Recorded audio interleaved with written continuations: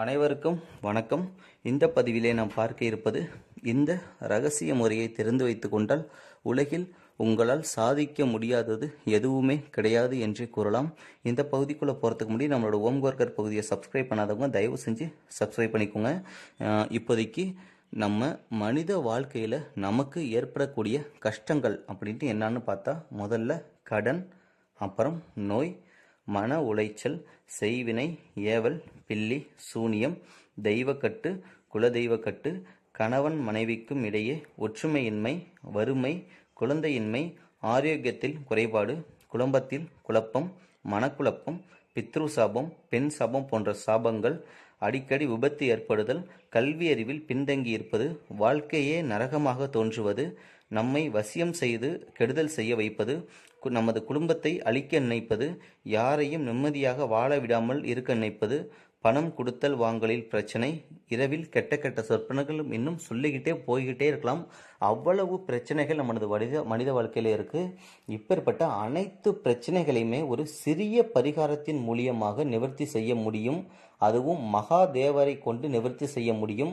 இது ஒரு அனுபவபூர்வமான உண்மை. இந்த முறையை நான் பல பேருக்கு சொல்லி அவங்களுக்கு 100% வெற்றி அடைஞ்சிருக்கு. அவங்களோட அனைத்து பிரச்சனைகளுமே சரியாக இருக்குது.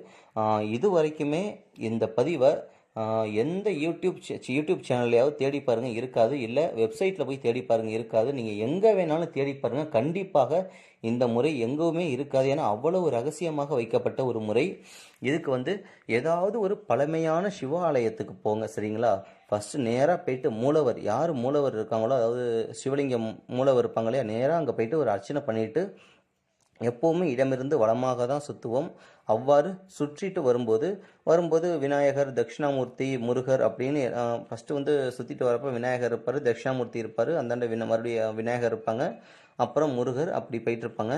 இப்போ எப்படின்னா, நம்ம எந்த ஒரு கோயிலுக்கு போனாலும், ஒரு சிறிய கோயிலுக்கு போனாலும் மூலவரை கும்பிட்டுட்டு சுற்றி வர்றப்ப மூலவருக்கு பின்புறம் இருக்கும் சுவரை தொட்டு கும்பிட்டுட்டு வருவோம். அதுவும் நமது ஒரு முறையில் ஒன்று.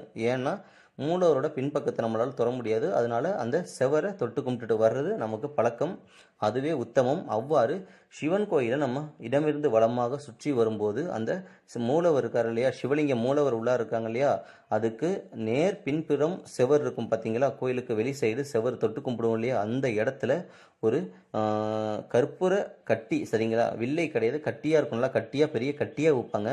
அந்த கற்பூர கட்டியை கரெக்டாக அந்த சிவலிங்கத்துக்கு பின்புறம் நேராக கோயிலுக்கு வெளியில் கொளுத்தி வச்சுட்டு உங்களுடைய பிரச்சனைகள் என்னென்னவோ அனைத்தையும் அந்த எம்பெருமான்கிட்ட நீங்கள் சொல்லுங்கள்.